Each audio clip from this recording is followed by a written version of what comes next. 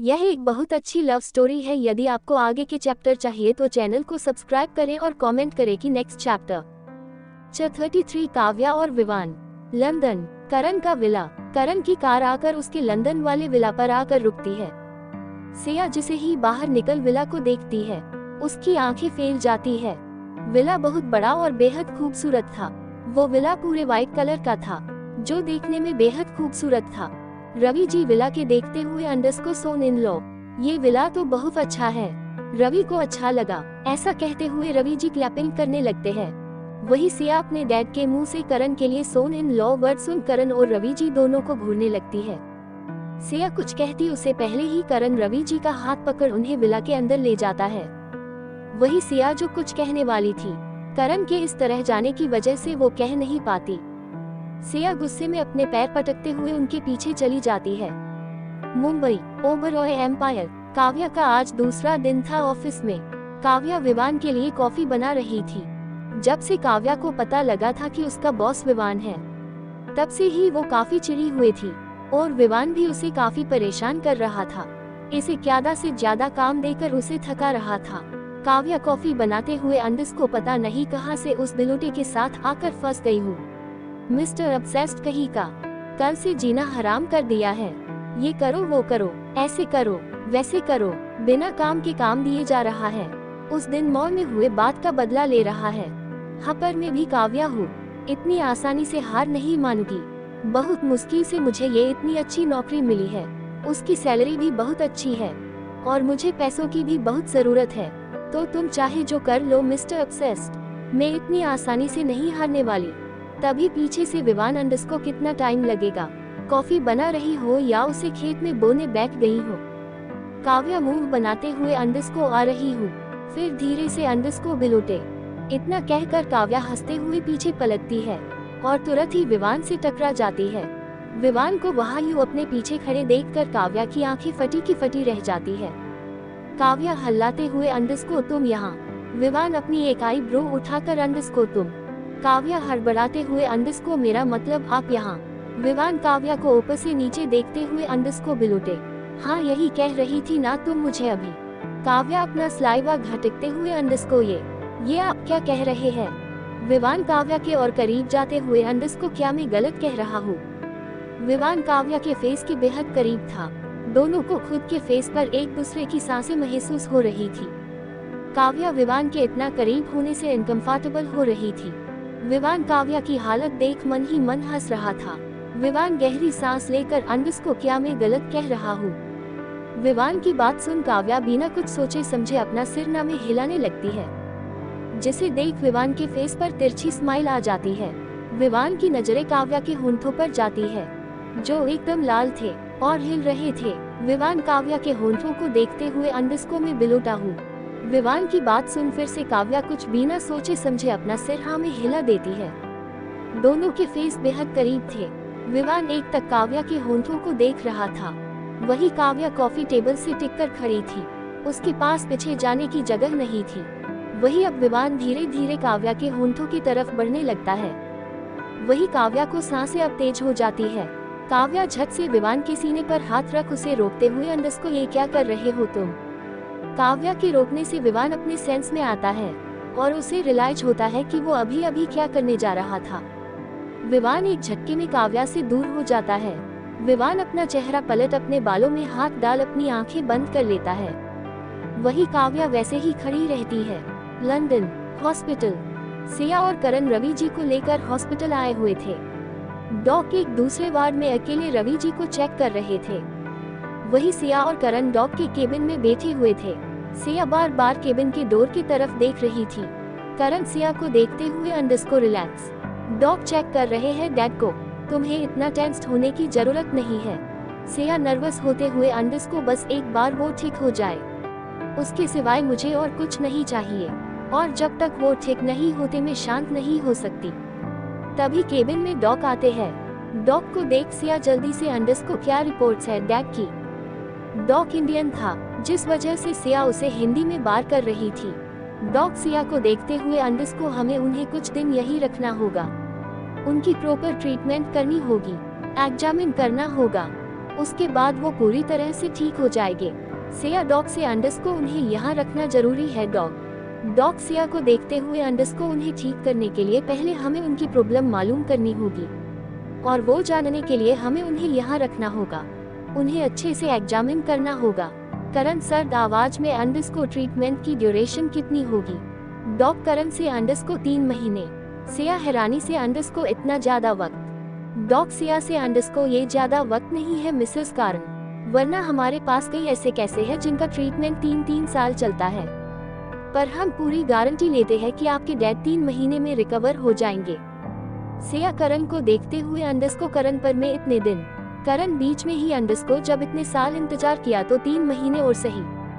करण की बात सुन सिया कुछ नहीं कहती। करण डॉग से अंडरस्को हम तैयार हैं। डॉग करण और सिया से अंडरस्को पर आप 3 महीने तक उनसे नहीं मिल सकते, ये हमारे ट्रीटमेंट का एक हिस्सा है। सिया फिर कुछ बोलने के लिए अपना मुंह खोलती है, पर करण सिया के हाथ पर अपना हाथ रख उसे चुप करने का इशारा करता है। करण डॉग से अंडरस्को ओके, आप ट्रीटमेंट शुरू कीजिए। 34 सिया की जलन। लंदन, करण का विला। सिया अपने कमरे की विंडो पर खड़ी हुई थी और अपने सामने का पूरा लंदन का नजारा देख रही थी। करण का ये विला बेहद खूबसूरत जगह के बीचों बीच बना हुआ था। यहाँ से ऑलमोस्ट पूरा लंदन दिख रहा था। सिया अपने मन में अंडरस्को अब मैं करण के साथ क्यों रह रही हूँ? वैसे भी डैड 3 महीने मेरे साथ नहीं रह सकते, तो जिसकी वजह से मैं करण के साथ रह रही थी, फिलहाल वो वजह ही खत्म हो चुकी है, तो मुझे कल ही करण से बात करनी होगी। पर मैं लंदन में अकेले रहूंगी कहाँ, क्योंकि मैं डैड को यहाँ अकेला छोड़कर भी नहीं जा सकती। तभी सिया के माइंड में कुछ आता है। सिया मुस्कुराते हुए अंडरस्को क्यों ना मैं कोई जॉब ढूंढ लूं यहाँ पर, इसी तरह से मेरा मन भी लगा रहेगा और मैं कहीं अकेले जाकर भी रह सकती हूँ। पर मैं इतने बड़े लंदन में करूँगी क्या? मेरे सर्टिफिकेट ये सब तो इंडिया में है। ये सोचकर सिया का चेहरा फिर से उतर जाता है। तभी उसे याद आता है, यहाँ आने से पहले करण उसे अपनी कंपनी में जॉब ऑफर कर रहा था। सिया खुश होते हुए अंडरस्को क्यों ना मैं करण की कंपनी में ही जॉब करने लगूं। फिर सिया कुछ सोचते हुए अंडरस्को ऐसे तो मुझे हर रोज उसका चेहरा देखना होगा। फिर सिया और सोचते हुए अंडरस्को नहीं करण कहाँ रोज ऑफिस जाता है, और वैसे भी बॉस तो अपने केबिन में रहता है और मैं तो कहीं और रहूंगी ना। सिया कमरे से बाहर निकलते हुए अंडरस्को मुझे एक बार करण से ही बात करनी चाहिए, ऐसा कहते हुए सिया करण के कमरे की तरफ बढ़ जाती है। सिया करण के कमरे की तरफ जा ही रही थी कि तभी उसे एक लड़की नजर आती है जो करण के कमरे की तरफ ही बढ़ रही थी। उस लड़की को देखते ही सिया की आंखें छोटी हो जाती है। वो लड़की एक फॉरेनर थी जो देखने में बेहद खूबसूरत थी। उसका रंग एकदम गोरा था, उसकी स्किन एकदम ग्लासी थी, उसके होंठ चेरी जैसे थे। उसने एक ब्लैक कलर का थाई तक स्कर्ट पहना हुआ था जिसमें उसकी गोरी लंबी पतली टांगे बेहद खूबसूरत लग रही थी। साथ ही उसने येलो क्रॉप टॉप पहना हुआ था जिसमें उसकी ऊपर की बॉडी काफी रिवील हो रही थी। सिया गुस्से में अपने मन में अंडरस्को ये लड़की कौन है और इतने घटिया कपड़े पहनकर इस वक्त करण के कमरे में क्यों जा रही है। देखते हो देखते वो लड़की करण के कमरे में चली जाती है। सिया भी गुस्से में उसके पीछे चली जाती है।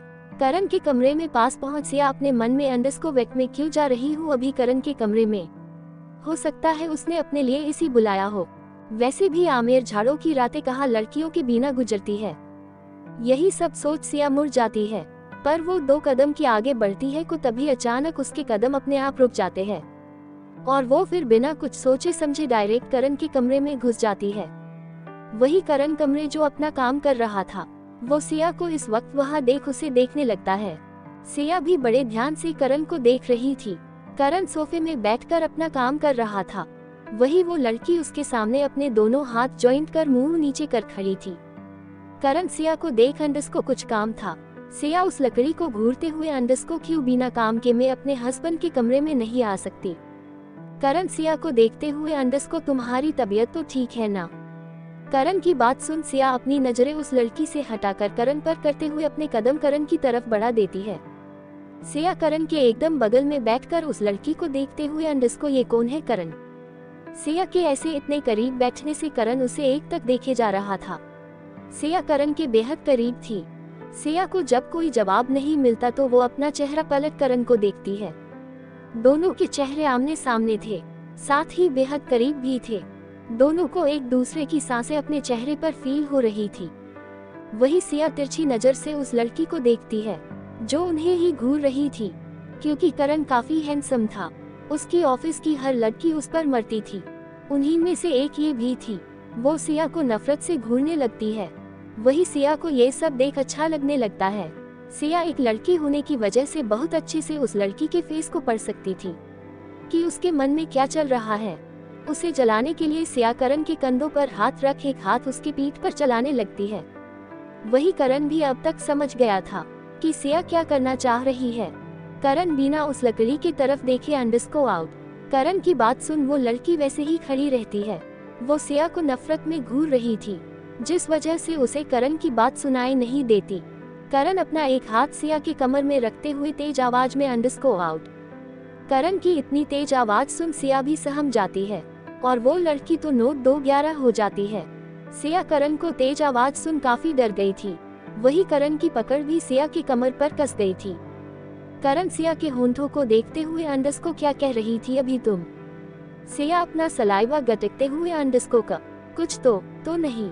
करण सिया के होंठों की तरफ बढ़ते हुए अंडरस्को नहीं तुम कुछ तो कह रही थी। मेरे हस्बैंड कुछ ऐसा। सिया थोड़ा पीछे होते हुए अंडरस्को नहीं मैं तो वो मेरा मतलब मैं वो। करण वैसे ही अंडरस्को क्या मैं वो में लगा रखा है। कुछ गलत तो नहीं कहा ना तुमने? हस्बैंड तो हूं ना मैं तुम्हारा। 35 बदला। सिया और करण इस वक्त बेहद करीब बैठे हुए थे। करण सिया की आंखों में देखते हुए अंडरस्को मैंने कुछ पूछा सिया तुम क्या कह रही थी? मेरा हस्बैंड। सिया करण को इग्नोर करते हुए अंडरस्को मैंने ऐसा कुछ नहीं कहा। करण सिया के होंठों की तरफ बढ़ते हुए अंडरस्को झूठ मत बोलो बीवी। सिया को महसूस होता है कि करण उसके होंठों की तरफ बढ़ रहा है।